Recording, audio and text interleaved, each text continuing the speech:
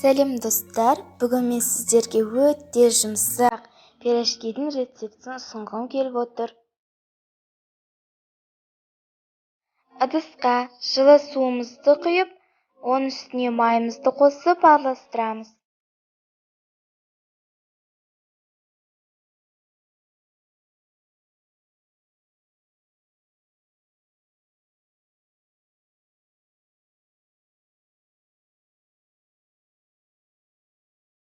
Дәміне қарай тұз қосамыз.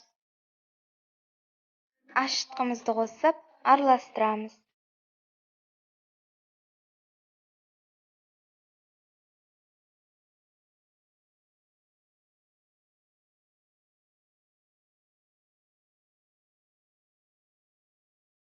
Bir кесе ұнымызды қосып, жақсылап араластырамыз.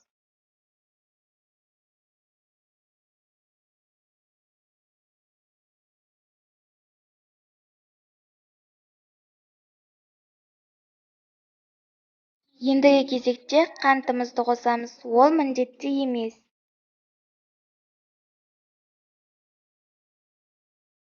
Бетін жауып, 10 минутқа қоямыз. Бұл уақытта қамырдың бетінде көпіршікті қабат пайда болады.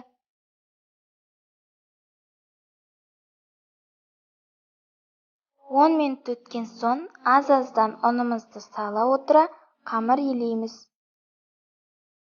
Басында венчикпен араластырдым, кейінірек қолмен иледім.